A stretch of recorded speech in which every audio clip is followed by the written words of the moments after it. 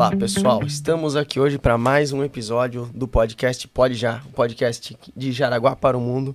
Contamos histórias inspiradoras de empreendedores e também falamos de temas muito atuais. Hoje estamos aqui para fazer um podcast um pouco diferente, para a gente falar de um tema muito interessante e um tema que tem efeito em toda a sociedade brasileira e até para o mundo, porque a forma como o Brasil cobra os seus impostos também tem efeito no mundo inteiro. Estamos aqui hoje com dois super convidados, especialistas na área tributária. Eu, Thiago Schultz, host do podcast, e Gabriele, host do podcast. Gabi, apresenta pra gente os nossos convidados de hoje. Fala, pessoal. Hoje a gente tá com dois convidados de peso aqui. Eu até trouxe uma colinha, porque esse currículo aqui tá grande deles hoje. Nós estamos aqui com a Raquel Cristine Maier. Ela é sócia da MMD Advogados e atua na área de Direito Tributário, Planejamento e Gestão de Passivos Tributários. Ela é graduada em Direito pela UFPR, com MBA em Direito Tributário pela FGV. Ela tem formação de Conselhos de Administração pelo Centro Universitário Católica de Santa Catarina e ela tem ela está pós-graduando em Direito Tributário Empresarial, com ênfase em Direito Social pela FAE Business School. Nós estamos aqui também com o Vitor Carvalho Barbosa. Ele é advogado da MMD Advogados. Ele é atuante nas áreas de Direito Tributário, Planejamento e Gestão de Passivos Tributários. Ele é graduado em Direito pela Faculdade de Direito de Vitória, a FDV, mestre em Direito Processual pela Universidade Federal do Espírito Santo, especialista em Direito Tributário pela IBTE e MBA em Gestão Tributária pela, eu acho que eu vou falar certo, tu me corrige se estiver errado, pela FIPECAF. Isso? Certinho? Raquel e Vitor, sejam muito bem-vindos ao Pode Já. Olá, muito obrigada pelo convite. Olá, agradeço o convite. Bom dia, Thiago. Bom dia, Gabi. Bom dia, pessoal. Então, pessoal, vamos falar hoje sobre direito tributário e vamos falar sobre a reforma tributária do Brasil. Como que ela vai funcionar, algumas regras, qual é a regra do jogo para os empreendedores do Brasil, porque é um tema muito importante da gente debater e vimos poucos conteúdos práticos e rápidos sobre o assunto e a gente aqui quer ser bem dinâmico, contar uma boa história sobre o tema tributário no Brasil hoje. Então, pessoal, também quero falar para vocês do nosso parceiro oficial do podcast Pode Já. O podcast Pode Já tem um ERP oficial. A gente não trabalha sem trabalhar dentro de um sistema de gestão empresarial. Todas as empresas do grupo aqui do Pode Já trabalham com o OMIE, um dos maiores ERPs do Brasil. Mais de 150 mil empresas utilizam. Eles já têm mais de 100 escritórios espalhados pelo Brasil. Nós somos parceiros aqui do escritório de Jaraguá do Sul, a unidade aqui do Lucas de Jaraguá. Então, quem quiser entrar em contato com a gente tem uma condição especial para quem vai trabalhar com a OMIE junto ao podcast Pode Já. Tem o QR Code aqui na tela, também está no nosso YouTube, no nosso Spotify. E vem falar com a gente sobre o sistema de gestão, sobre a OMIE. Exatamente. A gente não só indica, como utiliza muito aqui no podcast e nas empresas do grupo. Chega de planilha, a gente está só com o sistema de gestão que é maravilhoso, está facilitando muito as nossas contas por aqui. Mas vamos lá, pessoal. Olha só, doutora Raquel, doutor Vitor, muito bem-vindos. Muito bom que vocês estão aqui hoje conosco, especialistas de peso no campo tributário. Eu não entendo muito de direito tributário, não entendo muito de todas as alíquotas, mas eu, como um bom brasileiro, pago muito imposto. A gente paga imposto pra caramba. Eu comecei uma empresa recentemente, tá ainda vinculada ao Simples Nacional, né? Não é um MEI, ela tá vinculada ao Simples. E já fui sócio de uma empresa no lucro presumido, já fui sócio de outra empresa no Simples, já fui sócio de empresa em Fator R, já fui sócio de empresa em tudo que é regime tributário aí que a gente... Só não no lucro real ainda não. Deus nos ouça aqui, vamos ter uma no lucro real em breve. Então, gente, vamos começar esse bate-papo. Eu queria que um de vocês explicasse pra gente um pouquinho do começo da reforma, do quais vão ser as principais mudanças e podem seguir a partir desse ponto. Fique à vontade. Então, antes de nós começarmos a falar quais são as mudanças apresentadas no projeto ali na PEC 45, acho que é importante a gente fazer um pequeno retrospecto da questão tributária, né? Porque o Código Tributário Nacional, ele veio ali na década de 60, ali em 66, e ele trouxe grandes novidades para o sistema tributário. Ele veio com uma legislação muito moderna para a época, e levando em consideração que o Brasil não tinha nenhuma forma de regulamentação dos tributos ali. Eram leis esparsas que tinham dificuldades ali os estados, municípios e a União de como fazer a cobrança dos impostos, né?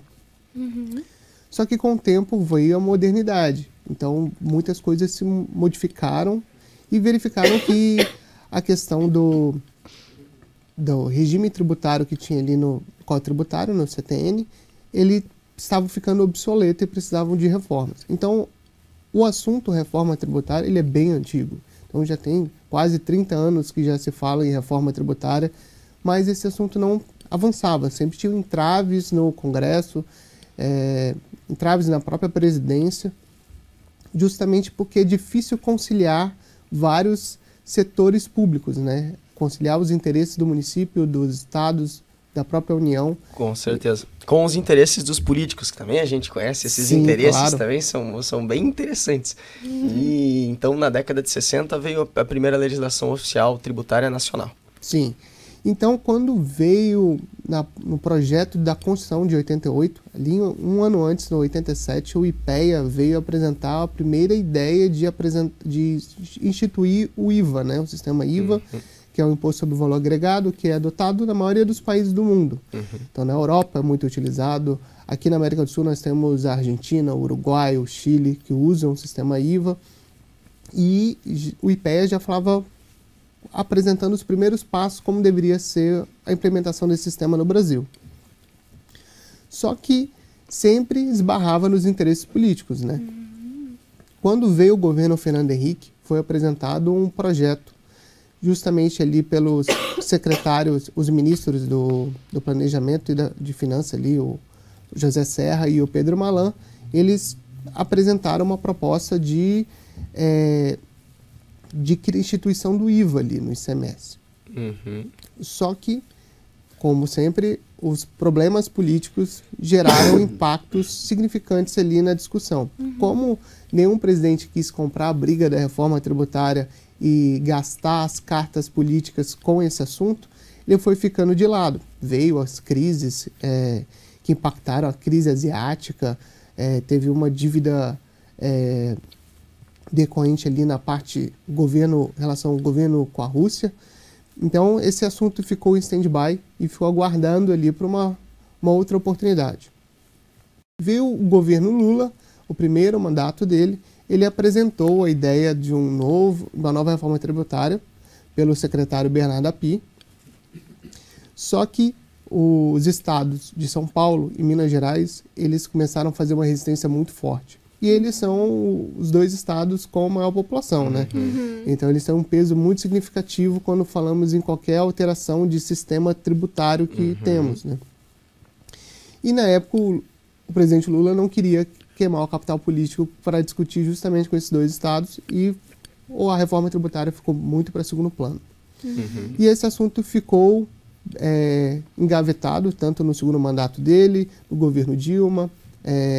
No governo Temer começou a retomar essa ideia tributária, mas ele preferiu focar na reforma da Previdência e na reforma da trabalhista ali, né? Então veio o governo Bolsonaro e reativou essa discussão da reforma tributária, que precisava simplificar o sistema, alterar exigências que nós temos, que são enormes, são muitas obrigações acessórias que nós precisamos cumprir. Maior código tributário do mundo, né? O brasileiro. Até tem uma foto que circula na internet de uma pessoa que imprimiu toda a legislação tributária e um livro que era maior do que o tamanho da pessoa. Sim. Então, de tão complexo que é o nosso sistema. Então, o Bolsonaro tentou instituir o CBS, mas nós sabemos que o governo Bolsonaro ele teve sua dificuldade de trato com o Congresso Nacional, então ele não conseguiu relacionar muito bem com o jogo político ali, né? tanto com o presidente da Câmara como do Senado, e especialmente com o STF. Então ele não conseguiu avançar nas discussões e nas propostas ali apresentadas pelo ministro Paulo Guedes. E aí, com o novo mandato do Lula, o terceiro mandato dele, ele chamou de volta o Bernardo Api para ser o secretário da reforma e ser uma pauta principal do governo, justamente porque o ministro Haddad apresentou o arcabouço fiscal ali no início do ano e ali criou um burburinho na parte tributária porque mostrou-se que ele precisa arrecadar mais, né? Então é o grande ótimo, impacto. Tudo que o Brasil precisa é arrecadar mais. Isso aqui é um podcast para empreendedores, gente. A gente vai xingar o governo mesmo, tá? Se vocês querem um que apoie o governo, vamos para outro podcast aqui, gente. Esse aqui é para falar de coisas que vão facilitar a vida de quem gera negócios, facilitar a vida de quem emprega. E, infelizmente, o arcabouço fiscal não é um facilitador. A nova reforma é o que nós vamos discutir aqui hoje. Talvez chegaremos a uma pequena conclusão no final do podcast, se vai ser benéfico ou não. Agora que eu não saio com opiniões, apenas queremos fatos. Então, aí veio a proposta, e é uma proposta que nós temos muitas ressalvas, né?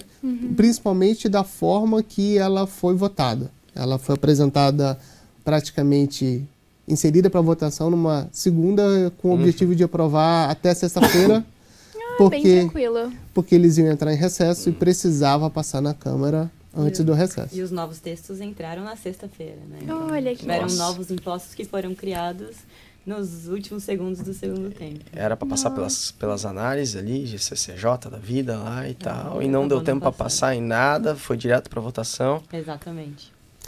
O argumento do governo é que essa PEC já existia, já estava tramitando na Câmara há muitos anos, e de fato ela é uma PEC bem antiga, ela não foi inserida agora, né? Mas a quantidade de modificação, inserção e costura que tem nela para Porque os estados precisam negociar, né? Então, ali, por exemplo, um dos pontos que depois iremos tratar mais a fundo foi a extinção dos benefícios fiscais.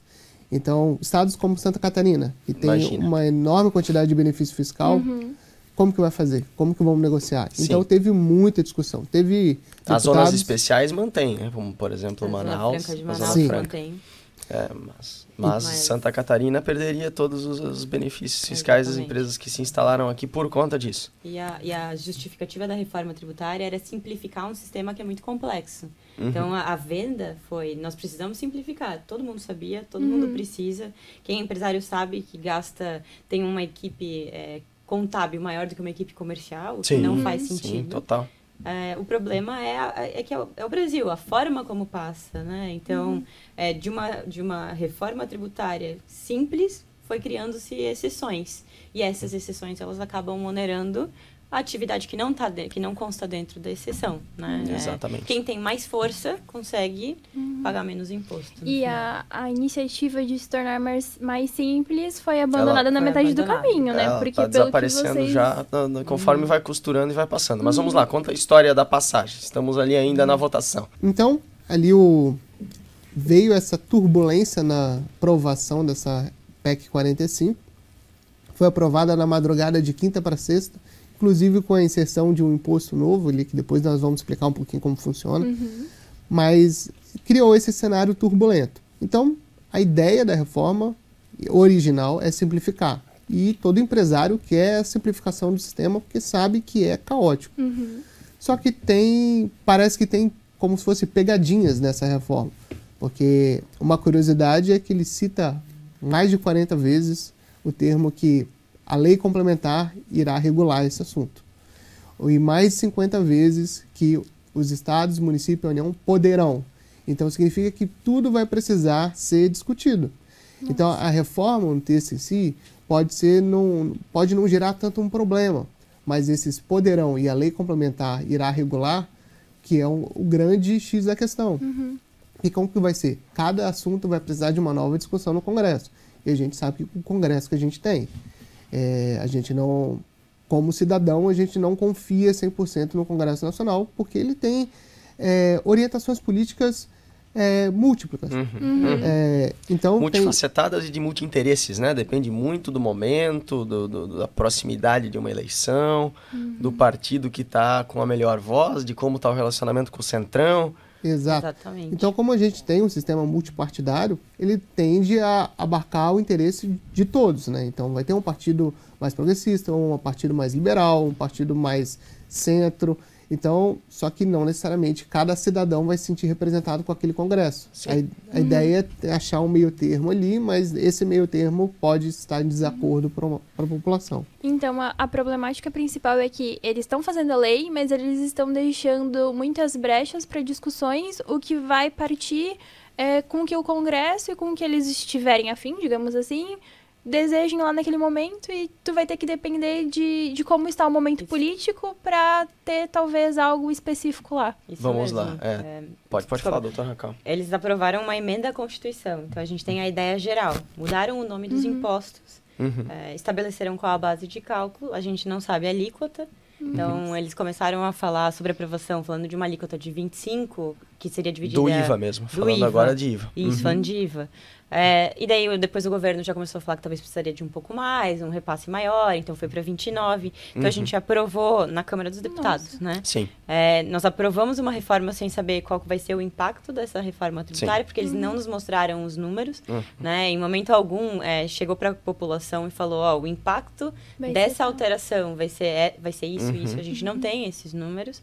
E toda a parte da regulamentação dos impostos cabe a uma lei complementar que também não foi publicada, não foi nem apreciada. Então, a gente só tem uma forma geral, então a gente mudou a Constituição, mudaram os impostos, mas é só o que nós sabemos até agora. Nossa, mudou, mas a gente não sabe para onde, Como, para quando, qual qual valor. o valor. Tem muita variável Exatamente. no meio indefinida, que ainda é para ser definida via projetos de lei também, então via PEC também, outras emendas à Constituição. A emenda... Ou não, como é que funciona depois da PEC? Porque daí eu não me lembro. Na verdade, a gente começa numa primeira fase agora, né? A gente criou o IVA. Então, entrando na ideia da reforma, foi... O IVA ele vai substituir o ICMS e o ISS, que é Imposto Estadual e Municipal. E substitui também o PIS e a COFINS, que são impostos federais. É isso. A gente ainda não mexeu em imposto de renda. Então, esses demais impostos, eles vão ter que vir através de uma outra alteração, uma outra emenda constitucional. Mas para as regras dentro do IVA, que substituiu esses 4 impostos, vamos dizer assim, as regras dentro do IVA ainda não estão bem definidas, porque não tem alíquota, não pode ter diferenciação entre um estado e outro, ou pode, também não está bem definido. Ele vai ter uma alíquota geral agora, né? Sim. Então, a ideia é acabar com a guerra fiscal entre os estados. Então, Santa Catarina tem um monte de benefício fiscal hoje. Sim. A gente tem TTD de importação, benefício do presumido têxtil para a indústria têxtil. Esses benefícios fiscais, eles acabam em 2032. Então, teoricamente, não tem mais uma briga onde a empresa vai se instalar, porque eu não tenho mais ela benefícios. pode se instalar em qualquer estado. Isso mesmo. Na minha visão, isso já não péssimo. é legal. É péssimo. Especialmente para nós, né? Para catarinenses é péssimo, mas para o Brasil inteiro é péssimo, porque você tem, por exemplo, um estado da Paraíba, um estado de Pernambuco, né, que tem uma mão de obra não tão competitiva quanto a mão de obra de Santa Catarina. Aqui estão, querendo ou não, São Paulo, Santa Catarina, Paraná, Minas Gerais, estão os melhores salários do Brasil. E as empresas estavam buscando um ambiente mais competitivo em termos de empregabilidade e começaram a se instalar em Pernambuco e tal, e também lá ofereceram vários benefícios fiscais para as empresas se instalarem.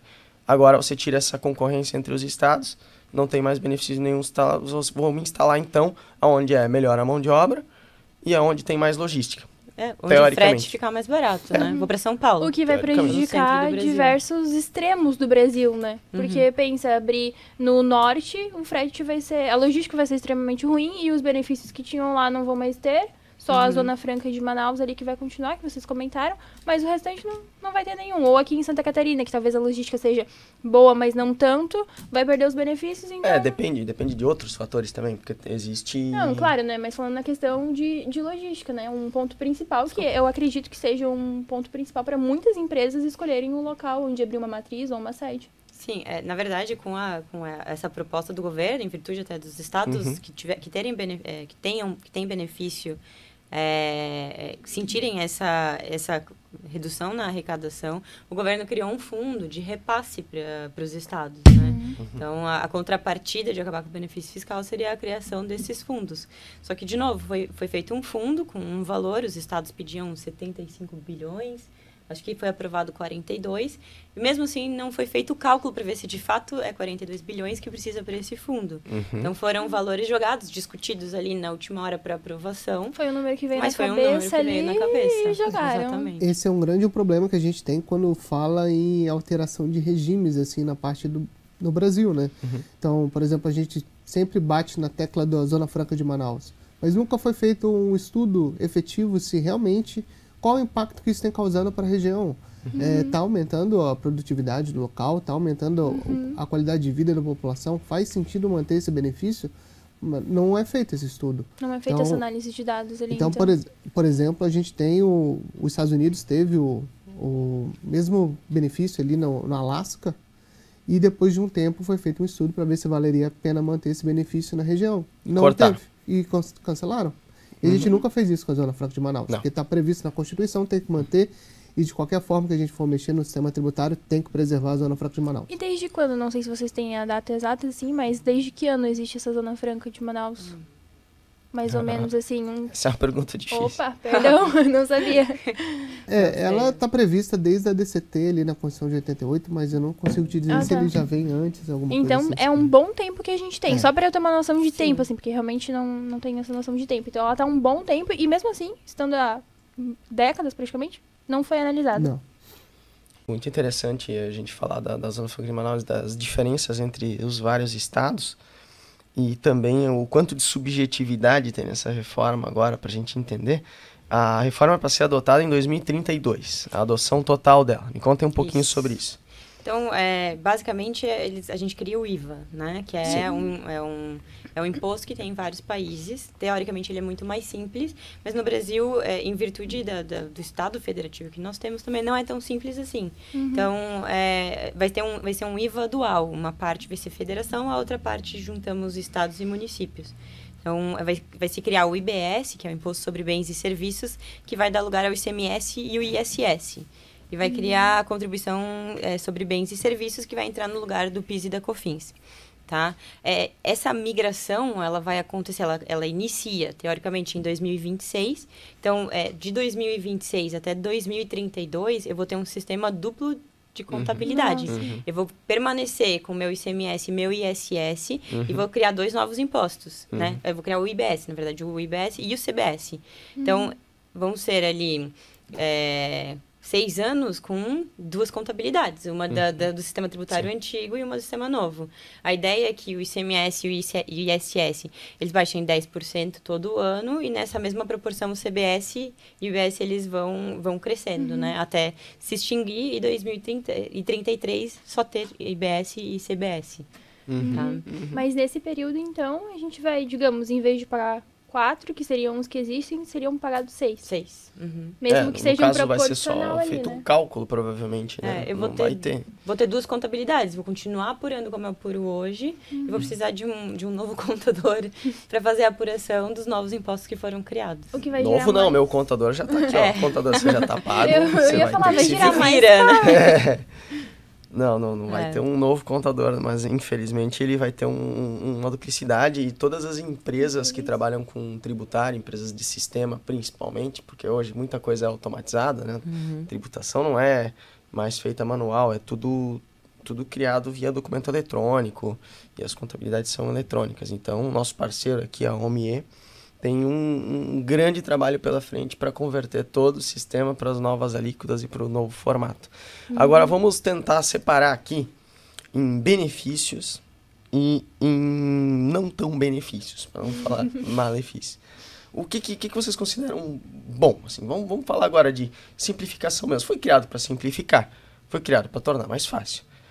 O que é bom? O que ficou legal? Explica para a gente.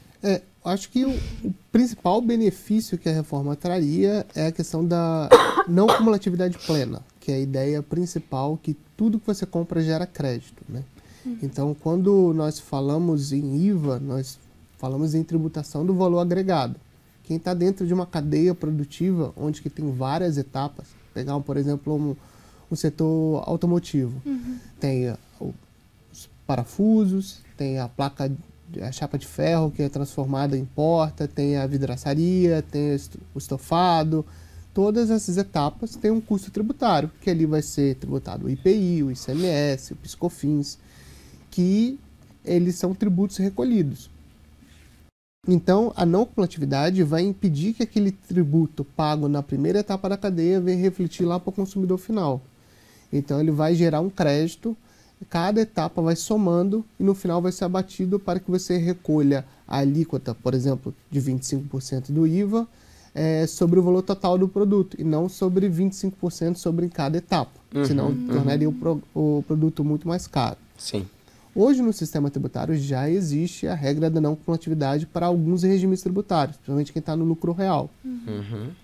Só que o nosso regime de não cumulatividade ele é deturpado, né? Porque a regra para o IPI é diferente da regra do PIS/COFINS, que é diferente do ICMS. Então, o mesmo produto pode gerar crédito em um tributo e pode não gerar no outro. Então, a ideia da reforma tributária é gerar crédito de tudo, com exceção daqueles valores que são pro labore, que aí seria já a distribuição do lucro ali para o sócio, ou para alguns itens específicos. Mas iria reduzir as hipóteses de tomada de crédito e a empresa poderia ter um custo efetivo tributário menor. Então, esse é o grande inovação da reforma tributária. Seria mais simples porque o imposto não seria mais calculado por dentro. Então, eu tenho uma noção de qual é a minha efetiva carga tributária. Sim. Hoje é muito difícil calcular a carga tributária brasileira, porque como ele é pago por fases, se eu estou importando, eu já pago aqui. Beleza, isso até vai continuar, mas ok. Mas depois eu faço a primeira transformação via indústria, eu já pago o ICMS tudo de novo.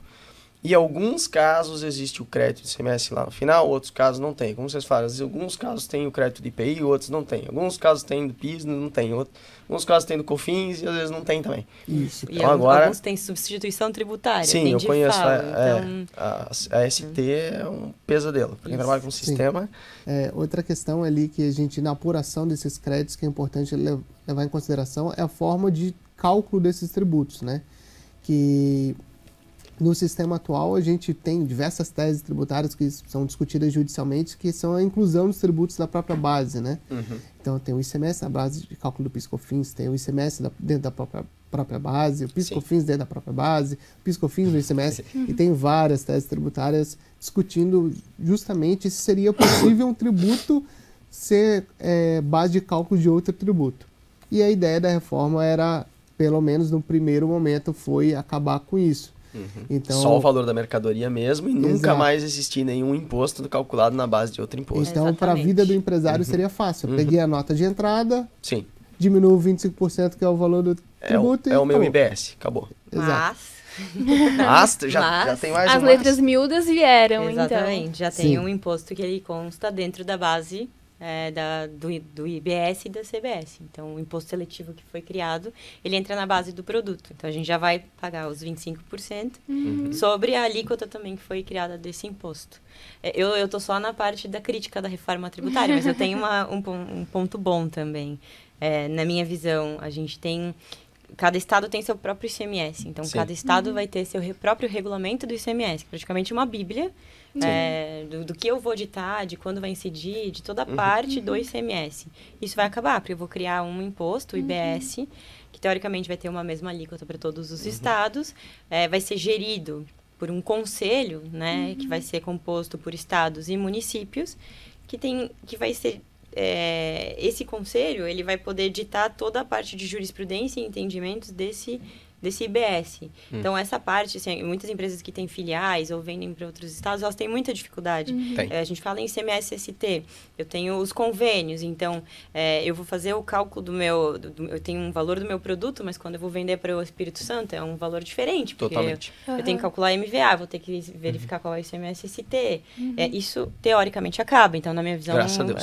Graças a Deus. Como vendedor, eu tinha diversas tabelas de preço. Tabela de preço pro norte, do nordeste, não, mas calma, que na confecção não tem o ICMS sobre ST. Ai, tá. Então Mas por que eu tinha? Porque ainda é diferente também, porque tem a própria alíquota desse ICMS, é diferente entre todos os 27 estados, praticamente. E o ST é diferente porque mudou o cálculo determinado estado e determinado não estado, né? Eu tive uma experiência na área de sistemas onde ajudei a criar com um time um cálculo de ICMS-ST que valia para alguns produtos e mercadorias, porque também tem certos NCMs, que é um código de produto e mercadoria, que tem o ICMS-ST e outros não tem. Confecção, por exemplo, não tem ICMS-ST, é totalmente fora, graças a Deus também, né? Mas que vai cair também. Mas que isso, vai né? cair, porque daí... aí o nosso mercado de confecção ele já tem gravíssimos problemas de competitividade e vai passar por outros gravíssimos problemas de competitividade. Assim, eu não sou também aqui de dizer e proteger um mercado inteiro só porque hoje, vamos dizer assim, sustenta 1 milhão de famílias, mas às vezes a vida é assim, às vezes a gente tem que mudar e a gente tem que passar por mudanças que no começo são um pouco cruéis e as pessoas talvez tenham que até mudar de profissão, fechar suas fábricas, mas vai trazer um benefício para o país inteiro, né? Por exemplo, Estados Unidos é um país que não produz uma única peça de roupa e todo mundo tem uma das maiores qualidades de vida do mundo. Então a gente não tem que excluir uma reforma porque ela vai tirar um benefício que está em um certo campo. Então a gente tem que entender disso. A gente antes conversando aqui no off, a gente falou que todo mundo aqui já leu Ayn Rand, né? Todo mundo aqui já leu A Revolta de Atlas. Então a gente sabe que não temos que proteger certas castas e certas classes. Há um benefício para eles que é prejudicial para o restante todo. Então, só para resumir esse ponto, mas pode continuar, doutora Raquel. Na verdade, se a gente tivesse uma reforma tributária que fosse de forma geral e se aplicasse a todos, o mercado se autorregula, acabaria um benefício, mas o custo aumentaria. Então, a gente sabe que teria um equilíbrio. O problema são as exceções, sempre, né? Então, a gente vai ter um longo rol de empresas que ou vão ter uma tributação reduzida, 60% reduzida, ou atividades que não vai ter a tributação em si. A partir do momento que eu crio exceções, eu onero a cadeia que está fora dessa Você exceção. tem um cobertor curto, você tem que escolher qual que é o que você vai tapar, o que você não vai tapar. Exatamente. Quero diminuir tributo e simplificar. Mas vai prejudicar a cadeia automotiva. Para mim, o Brasil nem deveria produzir carro. Uma das maiores besteiras que a gente tem no Brasil é o Brasil tentar produzir carro. A menor competitividade da indústria do mundo é a produção de carro dentro do Brasil. Todas as indústrias que são megamente estruturadas no Brasil de produção de peça de carro, estou falando de Tupi, Fras-le e mais uma cacetada, são indústrias que já produzem para o mundo inteiro. Então elas não seriam em nada prejudicadas. Por que eu falo disso? Porque quando a gente começa a falar de protecionismo, de mudanças em leis, muita gente quer proteger a sua indústria, o seu umbigo, né?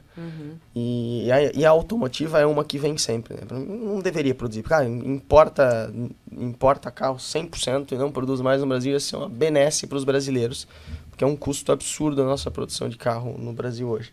Então, desculpa, hoje eu tô meio empolgado aqui falando do negócio, porque falar de protecionismo, falar de imposto é uma coisa que eu gosto muito. Eu sou de um viés mais liberal, mais libertário, gosto de diminuir complexidade, de aumentar competitividade. O Brasil ele é um país que tem muita coisa para ser feita e dá para aumentar muito a nossa competitividade perante o mundo, mas se a gente quiser ficar protegendo casta e protegendo uma pequena indústria aqui e outra pequena indústria lá, a gente vai só perder as essências, a reforma vai se perder inteira, vai virar outro imbróglio, vai ficar outra máquina com 15 impostos de novo, impossível de calcular, e ficar ruim para todo mundo. E hoje a gente vê muito isso, a proteção, inclusive nos impostos envolvidos a importação, né? Vamos proteger a indústria nacional e muitas vezes aquele bem que a gente gostaria de consumir fica extremamente oneroso, né? Então, É o carro, é o celular. A pessoa quer um iPhone, quer um Samsung Galaxy, ele não quer com todo respeito à marca, uma Gradiente da vida, que teve por um tempo o celular, ele quer o celular do iPhone, ele quer comprar o mais caro, ele está pagando o custo que for para ter aquele aparelho. Exatamente. Então ele está sendo muito onerado. Isso acontece muito, por exemplo, no próprio setor de instrumentos musicais.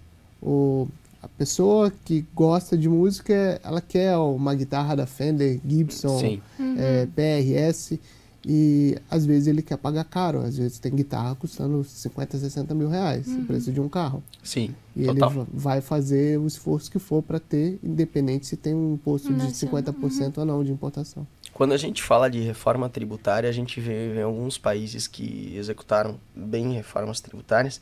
Vocês conhecem alguns cases, alguns exemplos que conseguiram executar uma virada? Eu conheço um exemplo que foi a Irlanda, né? A Irlanda fez a reforma delas. Vou chutar o ano aqui, porque realmente eu não me lembro se foi 78, 88, 92, alguma coisa assim.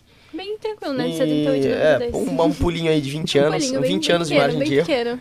Mas a reforma deles foi espetacular. Foi uma das melhores executadas até hoje, o que tornou o país mais competitivo do mundo, o melhor poder de compra do mundo. E uma das coisas que eles fizeram foi praticamente zerar o imposto para a produção. Eles praticamente não têm imposto hoje para você produzir dentro da Irlanda e exportar, importar. Você ter uma indústria, você ter uma empresa, você praticamente não paga nada. O imposto é só lá na ponta do consumo e coisa de 9% a 12%, um imposto bem leve. É porque não faz sentido onerar a produção, né? Exato. A indústria gera emprego, ela gera renda. Ela gera renda, ela gera emprego, ela gera competitividade, então. ela gera educação, ela gera saúde, tudo que vem dali para baixo, tudo que existe vem da geração de emprego, vem das empresas. Não existe nada. A reforma tributária visa acabar o IPI, né? Uhum. Então, que é justamente esse imposto sobre a produção. Então, ele criou o imposto seletivo, que seria voltado para alguns segmentos específicos que seriam prejudiciais à saúde e ao meio ambiente. Então, mas aquele imposto que seria devido em toda a produção, como tem hoje, que é aplicado desde a parte têxtil, como no automobilístico, como na área de petróleo, de forma geral, ele deixaria de existir. Lógico que ele teria um período de transição, até por causa da Zona Franca de Manaus, que ele vai preservar por alguns anos os tributos, os produtos são produzidos na Zona Franca de Manaus, mas a ideia é acabar com o IPI. E aí viria esse imposto seletivo justamente para esses itens que seriam nocivos ao meio ambiente e à saúde. O problema é justamente aquilo que eu comentei no início. Ficará a cargo da lei complementar dizer o que é nocivo ao meio ambiente e à saúde. Então, pode ser qualquer coisa. Eu ia até questionar, mas já tem uma listagem ou não? Ou vai ser subjetivo? Bebida alcoólica, cigarro. Só que, por exemplo, sempre um ponto que me chama bastante atenção. O petróleo, ele é um item prejudicial ao meio ambiente. Só que os derivados de petróleo também vão ser, e aí você vai impactar quase todas as cadeias produtivas. Desde o têxtil como o agro. Vai ser impactado pelo petróleo. Só que daí também a gente entra na discussão que se é para ser taxado os que são prejudiciais ao meio ambiente, o petróleo ele é prejudicial ao meio ambiente. Sim. E aí entra nessa discussão de, ok, mas porque os derivados dele auxiliam uma cadeia inteira, vai ter que ser taxado ou não.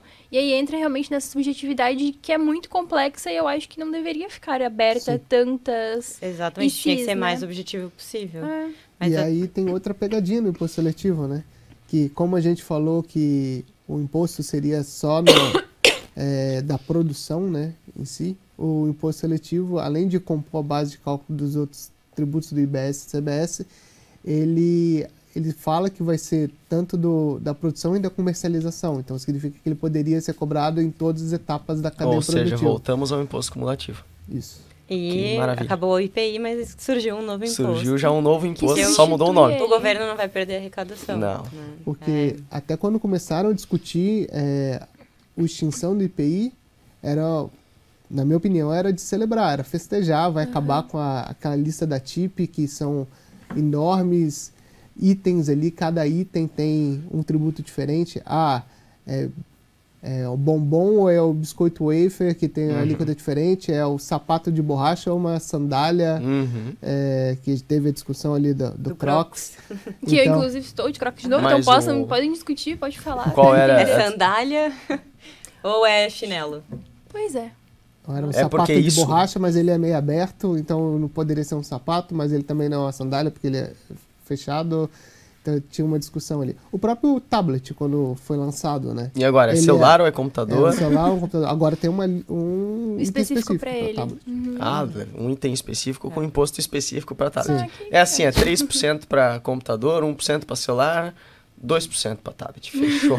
Mas a questão daí é o planejamento tributário, né? Sim. O sonho de valsa. É chocolate ou é bombom? Não, total. A empresa fica toda perdida no meio disso. Não faz o menor sentido. O wafer... Porque é isso que nós estamos falando, entende? O wafer O sonho de valsa, ele é um wafer ou ele é um O chocolate? que muda foi que eles, inclusive, mudaram O bis a é um embalagem, wafer né? ou Isso. Para tentar incluir na Incluir menor na- tributação, então eu vou tentar deixar aquele meu chocolate numa Sim. característica mais próxima de uma bolacha e pagar menos IPI. É planejamento. Teve né? até uma empresa, posso até estar incorrendo em erro, mas eu imagino que foi o Crocs que ele teve a importação de uma NCM, foi autuado, trocou para a NCM que o fiscal adotou e foi autuado de novo porque o outro fiscal entendeu outra coisa. Mas Deus. isso é o tributário brasileiro. Tá? Isso já É Eu tô complexo. chocada aqui agora, descobrindo as Estamos coisas. apresentando um novo mundo a Gabriele. Sim. aqui. Impostos no Brasil. Mas assim, ó, na tua pergunta lá atrás, eu falando com as mãos, o Paraguai foi um país que, de fato, ele teve uma simplificação na tributação e levou muita empresa brasileira para fazer a produção lá, tanto na redução da carga tributária quanto na simplificação. Tinha uma guia, recolhia 1% e é isso de imposto que eu vou Eu já pagar. vi a cartilha do Paraguai, rodou uma vez em grupos aí que eu tava inserido. E é uma cartilha, 20 páginas, você tem todas as informações para pagar impostos no Paraguai. Gente, Vamos chegar não é a só 20 pegar, páginas? Não é só Não pegar vamos copia chegar e a cola 20 ali, páginas. pelo amor de Deus, não é só pegar do Paraguai, copia e cola pro Brasil, acabou, gente. A gente Era pegaria Era da a ideia do Irlanda, IVA, então. né? A ideia do IVA era essa, né? Ele existe, ele é bem sucedido em outros países, trazemos para o Brasil. E não dá E certo. daí- E no quando Brasil- chega aqui, peronomútil. Aí começa E um deveria monte. ser simples, né? Tem que ser a coisa mais fácil do mundo. Nossa, pagar Porque imposto. se você for muito simples, a dificuldade de ter qualquer discussão judicial da legalidade daquele tributo ou se deve se recolher dessa forma ou de outra, acaba. Se você tem uma forma única e simplificada, acaba todas essas Em discussões. termos de segurança jurídica, a gente sabe que a gente tem muito pouca, né? Não temos muita. E vocês acreditam que vai melhorar um pouquinho o campo da segurança jurídica para vocês como advogados ou para as empresas? Vai ser mais rápido os processos a serem julgados ou continuamos na mesma página? Eu espero que sim. Simplificando impostos e a forma de incidência, a base de cálculo simplifica a forma de recolhimento, né? Então, a ideia quando eles falaram em alteração, nas mudanças do imposto de renda, a ideia é que o próprio sistema já venha pré-preenchido. Então, o que acontece hoje? Eu preencho o que eu acho que eu devo e o Estado me autua porque eu não preenchi errado. como ele queria. Exatamente. Então, eles falam numa simplificação de trazer uma guia que já está pré-preenchida.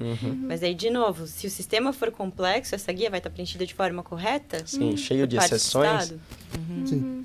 Um ponto que a reforma traz que eu acho que pode ser benéfico ali é que eles estão prevendo o sistema do split payment.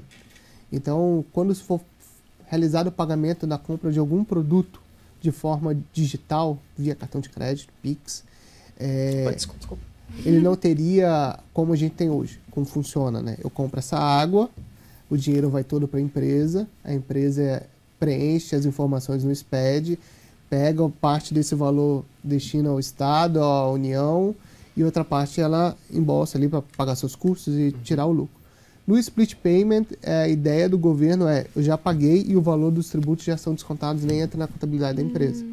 Então, isso geraria uma facilitação para a vida do empresariado, porque não precisaria fazer todo esse procedimento, e para o governo, para fins de arrecadação, ficaria muito melhor, porque não teria os riscos de não conformidade. Eu declarei o ICMS, mas não paguei. Então, isso facilitaria. Então, esse foi um dos motivos que poderiam ensejar numa redução de alíquota. Mas, lógico, né, tem vários outros fatores também que devem ser influenciados ali, que devem influenciar na adoção da alíquota final, que vai ser o último ponto da reforma a ser discutido. Vamos agora a pontos da reforma a ser discutido. Ela foi para o Senado, então. Isso. E tramitando. Sim. E existe alguma previsão? Vocês estão acompanhando? Porque confesso que eu não estou conseguindo acompanhar. A gente conversou com alguns economistas e o secretário do Estado mesmo. A previsão é que esse ano ela passe pelo Senado e seja aprovada no Senado. Então, de fato, essa reforma, ela vem. Né? A nossa esperança é que o Senado ele corrija alguns erros que passaram pela Câmara, né? Mas a princípio ali por novembro é para ela estar aprovada já. Então daí de fato a gente vai ter essa alteração efetiva. E daí 2023, né? Em 2024, 2025 a gente vai ter a publicação das leis complementares que vão regulamentar esses impostos novos. Mas é novembro para sair. Então, somente próximo de 2026, que seria a aplicação dela, né? De 2026 a 2032, que a gente vai ter ali próximo a 2026 as leis que vão tapar esses buracos do IC que a gente está aprovando agora. Exatamente. Isso mesmo. Bom, gente, dentro da reforma, nós falamos alguns benefícios. Quais são os maiores medos de vocês? Como vocês passam por dia a dia revisando impostos? Vocês trabalham com muitas empresas, né, de grande porte, médio porte. O grande medo que tem é que toda vez que nós falamos em reforma tributária no Brasil, há uma modificação de alguma coisa e isso gera aumento da carga tributária. Então, o grande impacto ali que nós temos é justamente se há ou não esse risco de aumento da carga tributária. Então, em entrevistas que o Bernardo Api deu, inclusive para a Infomoney, ele explicou algumas regras que ele acredita que poderá gerar uma redução dessa alíquota que inicialmente foi previsto por 25%, o IPEA já fala em 29%, só que é difícil falar em quanto seria a alíquota efetiva e quanto que isso seria impactado de forma macro, né? O ideal seria analisar cada setor produtivo, porque a indústria têxtil de Santa Catarina tem um custo totalmente diferente de uma indústria têxtil de São Paulo. Então, ele vai ter um impacto diferente. Mas, de forma geral, eles estão prevendo isso entre 25 e 29. Só que o que poderia fazer para aumentar ou diminuir essa carga tributária? Primeiro, a quantidade de exceções, né? Foram inseridas algumas exceções ali no texto pela Câmara, mas no Senado a gente não sabe se as exceções vão ser mantidas ou vão ser ampliadas. A questão do split payment, se vai ser de fato aprovado no Senado, que é uma forma de regulamentar, e a simplificação do sistema. Se o sistema for único e pareio para todos, essa ideia de você fazer simplesmente um planejamento tributário com um único objetivo para reduzir tributos se encerraria, porque é igual para todo mundo, não teria para onde fugir nesses planejamentos tributários. O planejamento tributário ali o benefício fiscal deveria ser a segunda prioridade, deveria ser muito mais voltado para outras áreas do negócio. Sim, é o que nós falamos lá no começo. Agora eu vou focar mesmo em empregabilidade, logística, cadeia produtiva. Eu vou transferir, criar uma filial no Nordeste porque a mão de obra de lá está mais barata do que aqui. Sim. Eu vou construir um armazém em São Paulo porque a logística é mais barata. E não simplesmente vou montar um negócio fábrica em Santa Catarina porque lá eu tenho um benefício e não pago menos 4% de imposto. Exato. Então a ideia é acabar com essas distorções. Só que, como tem muita discussão, a gente precisa saber como que o Senado vai aprovar. E isso está muito relacionado com a própria discussão da reforma, da segunda etapa da reforma, que é o imposto de renda. Porque se aumentar as alíquotas do imposto de renda, talvez a alíquota do consumo diminua. Então, e se, por contrário, lá vier diminuir, porque é a parte mais sensível na hora de falar de reforma, porque por mais que no dia a dia a gente é impactado no valor de consumo, na hora de pagar o carnê-leão que todo mundo sente e reclama de pagar o tributo, né?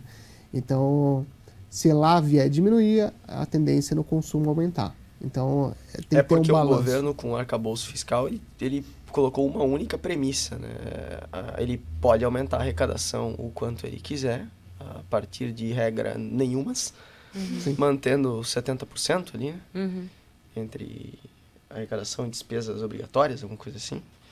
E então o governo mais tendenciado à esquerda, ele tem uma tendência de gastos e menor controle fiscal. Sim. Então, e levando o valor que foi arrecadado ano passado, que foi em ICMS, PIS/COFINS e ISS, foi de 1.211 bilhões.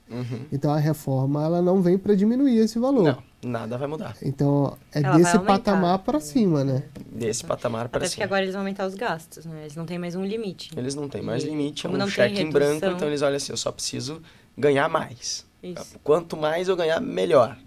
A ideia seria uma reforma administrativa que diminuísse os custos públicos. Total. Sim. Só que a gente sabe que esse governo não faz. Exato. O que você falou, doutora Raquel, é o ponto-chave de uma reforma tributária de sucesso, ela vir com uma reforma administrativa melhor ainda. Que ela corte mais ainda na essência e não faça a população pagar o ônus do gasto público. E a gente não vai ter reforma administrativa no Brasil pelos próximos 4 anos, com certeza não.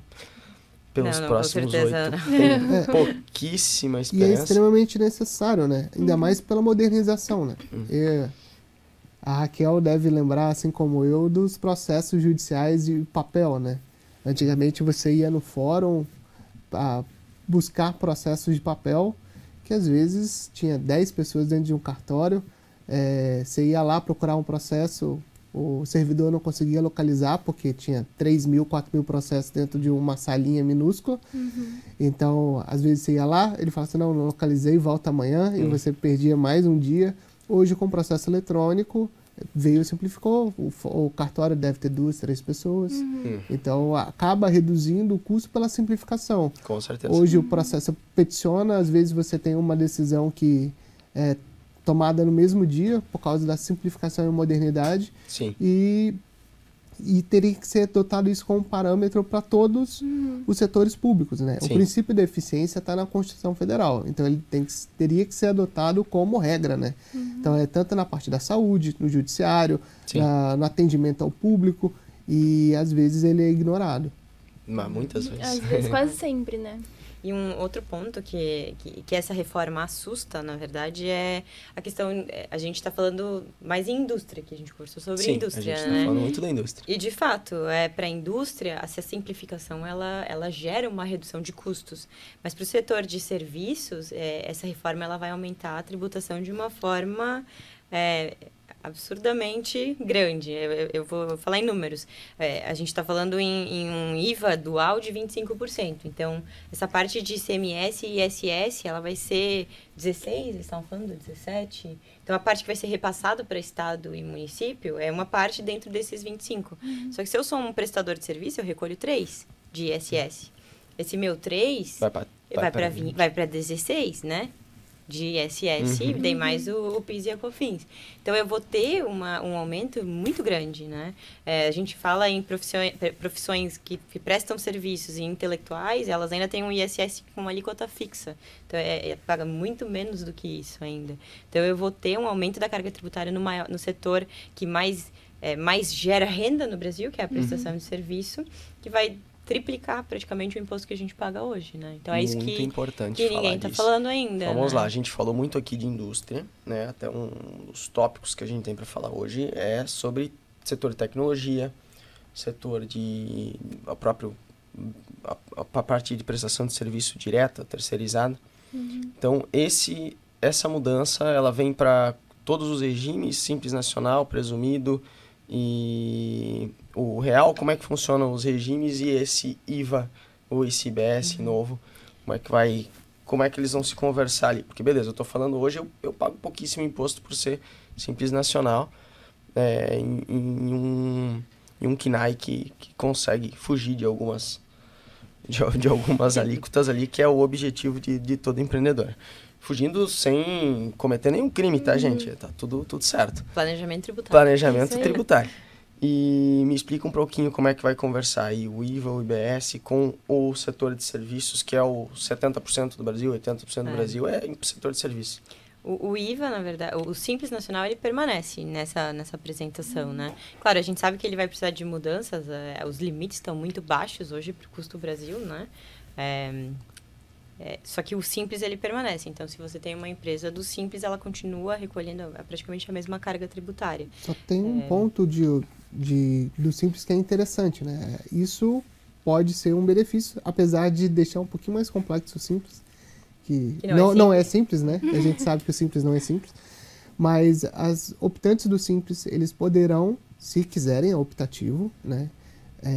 Porque nesse momento de transição ele vai recolher o IBS e o CBS. Eles quiserem fazer o recolhimento desses tributos separados, fora da DAS, né?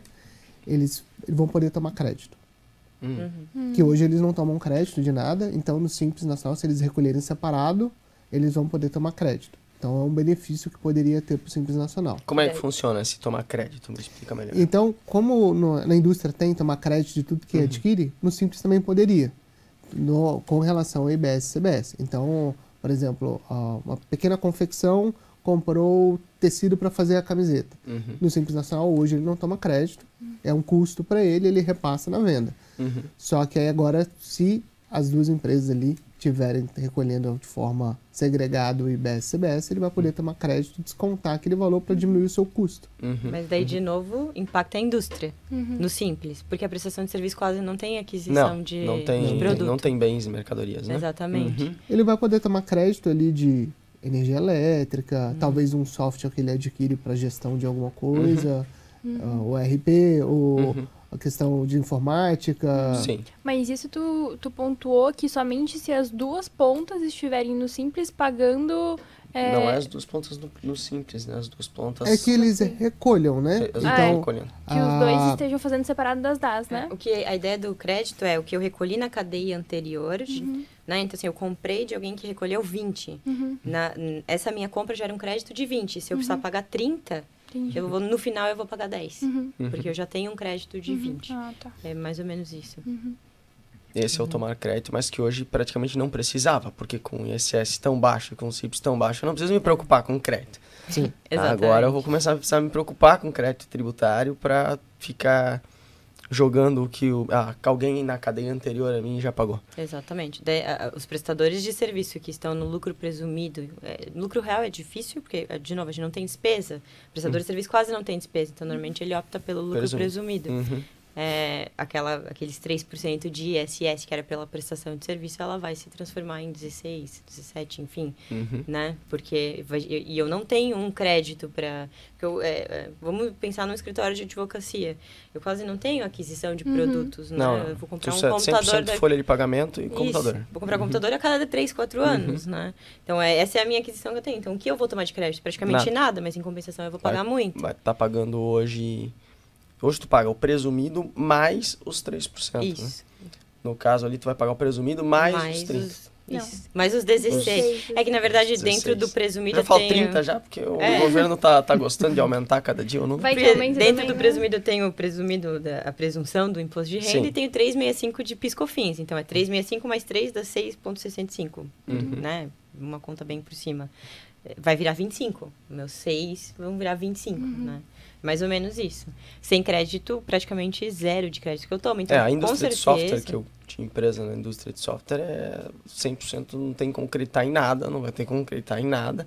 No máximo, acreditar da Amazon. Quem trabalha muito com nuvem vai acreditar a Amazon, Microsoft, aí. Vai tentar buscar deles ali, ó. Mas, Isso. cara, é uma outra prestação de serviço. Não sei se vai, porque não é bens e serviço. Bens e... Não, mas geraria crédito também. Gera crédito Gera também. crédito. Mas é pouca tá. coisa, se a gente for pensar. Não vai suprir essa distância entre os 6 para o 25, 29, 30. Não. Ainda mais quando falamos em startup, né? Que o custo é muito enxuto, né? Comparado com... Só vai pagar imposto agora. Só vai pagar imposto. E a gente vai ter que, automaticamente, esse valor, ele vai ter que ir para o mercado. Vai. Então vai aumentar o custo vai da subir indústria. muito o custo de software para a indústria. Exatamente. Que hoje software já não é barato por conta da mão de obra, ser uma mão de obra extremamente qualificada e muita coisa é dolarizada no campo do software. Então tendemos aí a ter um grande aumento mas vamos tentar compensar, que a indústria vai tentar compensar com a simplificação, não vai ter tanta despesa com planejamento tributário. Vamos diminuir os advogados também? Vamos começar? Acho que não vai ter como diminuir muito o advogado tributarista. Brincando. Mas na minha visão, se a gente tivesse esse aumento agora, uma redução da tributação sobre a folha de salários, por exemplo, já justificava. Acabaria a irregularidade, voltaria a contratar CLT, faria muito mais sentido. A questão é que não vai diminuir a carga tributária, ela só tende a aumentar. Então, eu duvido que vai acabar a oneração da folha, né? O INSS. E tem um trabalho em cima de lucros e dividendos que o governo está caçando também, né? Ele está com tudo, daqui a pouco vem um projeto para lucros e dividendos. Não vai passar desse ano, vai ter um projeto em Câmara para votar lucros e dividendos. O grande problema é que a gente não tem um estudo, né? A gente deveria estar votando tudo isso junto, né? Para ver qual é o reflexo que vai impactar. Porque, tudo bem, eu vou diminuir o consumo, mas vou aumentar na renda. Mas eu não vou te falar quanto eu vou aumentar na renda. Então, você pode se preparar com qualquer coisa, né? Deveria estar tudo discutido de forma conjunta. Qual é a carga tributária que nós queremos para o brasileiro? Qual é o valor que vai ser distribuído ali para o consumo? Qual que vai ser para a renda? Qual que vai ser para a folha? Falta dado técnico sobre Falta dado toda. técnico. Falta muito dado técnico A sobre gente está as fazendo a reformas. maior reforma da história, desde E- 1988, sem saber qual que vai ser. A de reforma fato, da o Previdência impacto. teve muito mais dado técnico do que a nossa tributária. Com Eu lembro que a certeza. Previdência rolava simulação para tudo que é lado. A minha avó já sabia simular, porque ela já estava recebendo, mas a minha mãe já estava simulando para ver se ela ia... Quando que vai se aposentar, quanto que fica, quanto que vai, o que muda, é 60, é 62, é 65. Todo mundo sabia, e da tributária não tem essas certezas assim. Não. Além Não de estar bate sendo- tanto no número. Além de estar sendo feita super às pressas, né? Como vocês citaram no começo, não está sendo feita com nenhuma análise de dados. Não que- está sendo feito com todos os dados. Pelo Quer dizer, menos ela as não está sendo universidades, divulgada, né? os dados Eles- não estão vindo a público. Isso. Eles falam os dados, mas aí não tem aquela informação completa de como foi feito o cálculo, como que foi levado em consideração, né? Eles Os só políticos que eu acompanho não têm dados. simplesmente cita, por exemplo, o IPEA, que fez um levantamento, 29%. Mas tá. O que Como? que você Onde é que levou? chegou? Qual foi a base Por que quê? você utilizou? Como que foi? Você Você tá usou levando em como base a consideração... arrecadação anterior, usou como base uma certa cadeia de suprimentos, ou como base Você tá uma levando- indústria, ou como base de Levando em serviço. consideração as peculiaridades estaduais? Não tá... Vocês não viram uma simulação com 20 empresas feita pelo governo? Assim. Não. Vamos pegar uma empresa de faturamento de 10 milhões ano, uma de 50 milhões ano, uma que trabalha com essas NCMs, outra que trabalha com só serviço. O governo não veio apresentando, o Não. Ministério da E ele Economia não trouxe isso. E Agora ele é da Fazenda de mexeu novo, nos desculpa. cofres federais, estaduais e municipais. Então De a uma gente não vez só. teve análise de nenhum, né? Quanto que o município precisa arrecadar. O se município manter. também não tem uma análise técnica para trazer Também quanto que, não. como é que vai vir. Daí que foi a maior crítica dos governadores, né? E principalmente assim, ó, vamos lá, Santa Catarina, a gente quase já não tem voz, né? Com essa visão, a gente não só perde a voz, como a gente está perdendo a nossa arrecadação também. Total. Ela vai passar a ser gerida por um conselho que a gente quase não vai ter poder de voto. Porque o voto desse conselho é pelo Estado, mas por número de habitantes, que Santa Catarina não tem. Ah, O além peso. disso, não vai ser por número de contribuição, vai ser por número de habitantes. A questão de toda a regulamentação desse IBS, ela vai vir de um conselho, que o peso do voto são os 27 estados, e o peso ele é maior para os estados que têm maiores habitantes, têm mais habitantes. Porque a gente sabe que o número de estados é maior no Nordeste. Se fosse por voto, eles sempre iam ganhar. Sim, sempre. Né? A ideia inicial era que fosse por... Então eles não estão analisando por PIB. Não. Eles... O mais correto disso é analisar por PIB. O que eu, Com o que eu certeza. acharia A gente sempre vai que seria perder Estamos falando de arrecadação, estamos falando de produção, o imposto é cobrado o que eu no pensei dinheiro. que seria Então vamos feito- validar os votos pelo dinheiro. A solução que eles saíram, arranjaram era, em vez de deixar a discussão garantida para o Nordeste, que tem o maior número de votos, vamos dar para São Paulo. São Paulo. Rio de Janeiro e Minas Gerais. Os 3 estados ali, eles vão tomar principais decisões ali, porque como eles têm uma maior população, se não tiver acordo dos 3 ali, não Política não passa. café com leite voltando aí agora aos tributos, mais ou porque menos isso. existia, né? Que a ideia essa inicial história. era que fosse por região, Sim. né? O sul, e daí a gente consegue, de fato, ter mais representatividade. Mas, sim, em Santa Catarina, a gente Continua não arrecada sendo. e continua sem receber. De novo, né? O segundo, parte. terceiro maior PIB per capita do país vai ficar subjugado às decisões De São de Paulo. São Paulo e Minas. Pelo menos hoje ainda bem administrados, mas não sei por quanto tempo. Essa questão, né? Porque daí a gente fica também com base no IC do que vai acontecer na política de São Paulo, Minas e Rio de É Janeiro. que como é que funciona esse conselho? Esse conselho é baseado em poder legislativo, né? Deputados ou não? Vai ser representantes que o próprio Estado encaminha, né? E mais municípios, são 27 representantes de Estado e 27 representantes dos municípios também. Então, são indicações do próprio governador do Estado. Então a Né? gente vai... E ali vai funcionar como se fosse um CONFAS. Um CONFAS hoje? A gente não sabe, porque a gente também não tem muita noção, muita informação. Não. Mas ali vai concentrar toda a parte de decisões sobre discussões, a parte de distribuição, arrecadação. Então, o Estado de Santa Catarina não vai mais ter poder sobre o IBS, sobre o ICMS que recolhe aqui dentro. Né? Isso vira uma parte de um órgão que se chama conselhão. Eles estão chamando. Conselhão, já estão chamando de conselhão. Que belo nome, viu? Aumentativo. Para nossa reforma tributária. Muito bom. Então a gente ficaria a par das decisões do governo e a gente acaba caindo de novo na questão política. Porque aí, dependendo do governador de São Paulo, Rio e Minas, vai depender de quem eles vão indicar. Porque as indicações, acredito eu, que também não vão ser fixas, né? Vai ter trocas e... Não está determinado Não tem como é que é a cadeira, mas quantas cadeiras possivelmente. são, como é que funcionam as trocas de cadeira. Entendi. É mais uma carta branca, assim. Isso. Vai existir esse conselho aí, aberto. galera. Ó, vamos decidir essa... Para Vai de fazer entrar a pergunta. galera e... A ideia- O governo só tá assim, ó. Essa é a ideia do governo. É A que nem ideia gente da inicial- mudança. A gente fez mudança recentemente e era tipo assim, onde tá isso aqui? Não sei, mas tá aqui. Então a gente tá que nem o governo. Não, tá, Lá assim, em casa o governo é igual. Sim, senhor, né? É. Mas Isso, a Vocês ideia fazem inicial... pergunta demais. Eu não posso fazer uma reforma. Vocês estão aqui, meu Deus, vocês não podem perguntar. Eu quero fazer uma reforma, galera. E eu quero coordenar toda a reforma e todo o dinheiro de todo mundo, quero- né? Mais ou E eu menos. não Vocês quero não que vocês entenderam ainda. perguntem. Quanto vai ser de imposto? Mas pra que saber quanto que é de imposto, gente? Vocês já Vai ter pagam um uma monte. reforma, Vocês vai vão ter continuar pagando um monte. Só confia assim. Confia no pai. Terceiro mandato, gente. Vocês estão de brincadeira comigo. Confia no pai. Já fui preso, já perdi um dedo, já... Confia no governo, cara. Haddad cuidou bem pra caramba da cidade de São Paulo. Pergunta pra todos os paulistas, todo mundo adora. Na verdade, é o yoga, né? Eu entrego, confio, aceito e agradeço. Exato. Não, é. Tá, a gente tem que ter um mantra, né? Porque senão é o mantra ali da reforma tributária. Exato. Boa, essa é o mantra da reforma tributária que vai sair no nosso podcast. Vai sair um corte. Do mantra. Bom, gente, muito obrigado pelo papo sobre a reforma. Vamos nos encaminhando ao final aqui. A gente acho que pegou todos os principais pontos, né?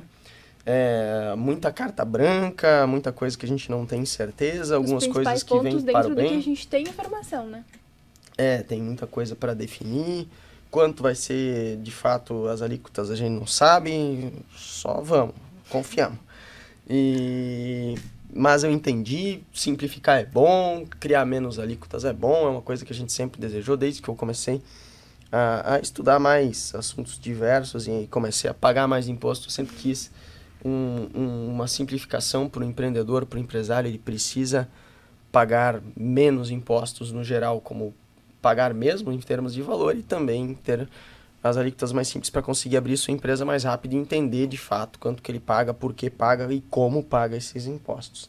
Então, queria agradecer vocês por terem vindo hoje nesse episódio do podcast Pode Já. Foi sensacional. Aqui a gente fez um conteúdo que não é tão técnico, a gente bateu mais papo mesmo, porque não é uma reforma tributária para tributaristas, não é uma reforma tributária para especialistas no assunto. Tem bastante conteúdo para especialistas do assunto em cadeia nacional. A gente trouxe mesmo para aquele empreendedor que está com muita dúvida, mas quando começa a ouvir o Techniquez já está 1h30 lá, não entendeu nada do negócio ainda.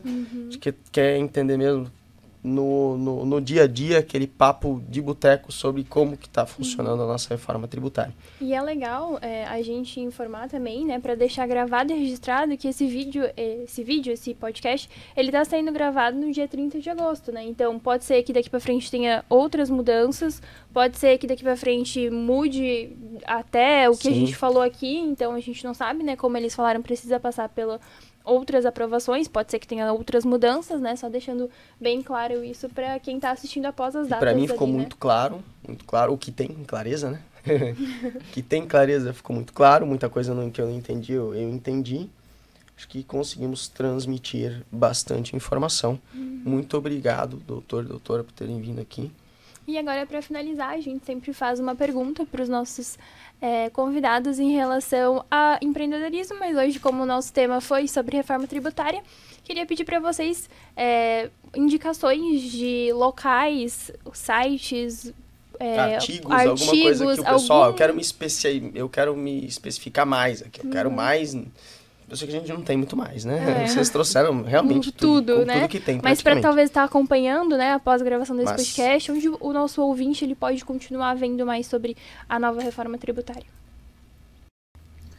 Eu acho que próprias entrevistas do Bernardo Api na Infomoney ajuda bastante para ele traz um panorama do objetivo do governo. Ele vai trazer o lado do governo, né? Então não vai ter a crítica que a gente até apontou aqui, mas ele vai te dar um cenário para onde ele gostaria que fosse, né, reforma. Consegue entender mais ou menos o que está se imaginando ali e desenhar alguns cenários. Bacana. E pro lado crítico, se a gente pegar artigos de economistas, até empresários, Valor econômico, normalmente discute bastante essa questão. Está discutindo bastante. Então, daí a gente vai pegar o lado que o governo defende e o lado que a iniciativa privada também está defendendo. Que bacana. É É isso legal aí, colocar pessoal. esses dois posicionamentos até para o pessoal não ficar dependente só de um lado, né? Mas e agora também para os nossos ouvintes, se vocês têm redes sociais de vocês ou Se da vocês empresa, divulgam alguma né? Se informação, vocês divulgam se vocês- alguma coisa, Se vocês onde a querem gente pode divulgar as redes da encontrar? MMD, onde é que encontra a MMD, quiser mais informações, quiser trabalhar com vocês lá, quiser contratar a MMD, como é que eu faço? Bom, nós temos as nossas redes sociais, Instagram, LinkedIn, Facebook. Nós temos também um podcast no Spotify que nós falamos, em termos mais técnicos, sobre essas alterações da reforma tributária. E telefone old school. Pesquisou no Google aí. Pesquisou no MMD, Google, A gente vai apareceu. deixar também todas as informações da MMD aqui na descrição e na tela aparecendo para vocês agora. Então, qualquer dúvida, podem entrar em contato com eles, procurar ali as informações na rede social e no podcast que eles têm. Show. É isso aí, muito obrigado, pessoal. E para encontrar o Pod Já, vocês já sabem, YouTube, Spotify. E a gente também tem o nosso Instagram e todas as outras redes sociais são @podcastpodjá. Muito obrigado por terem vindo hoje aqui, foi muito legal o bate-papo. Quando começa a falar muito de governo, começa a ficar muito nervoso, começa a bater na mesa, mas não tem problema, já estou me controlando aqui, depois eu vou tomar um calmantezinho, brincando, mas é isso aí, pessoal, muito obrigado, até o próximo episódio do podcast Pod Já. Isso aí. E para quem ficou até agora, comenta o que vocês estão achando da reforma tributária, se vocês conseguiram entender, tirar as dúvidas de vocês aqui com a gente. Não esquece de deixar o like e seguir a gente no nosso canal do Spotify e do YouTube. Pô, me avisa que tu vai fazer uma finalização ainda? Eu já tava indo embora? Eu já tava fora Pois da mesa é aqui. que tu esqueceu Tirando de pedir o foto. like, Pessoal, né? desculpa, eu tava esqueceu indo de embora pedir já o like, deixando vocês aqui sozinhos. demais. A gente Mas tem é que isso. alinhar melhor aqui, eu e a minha co-host. Muito Mas obrigado. é isso. Obrigada, pessoal.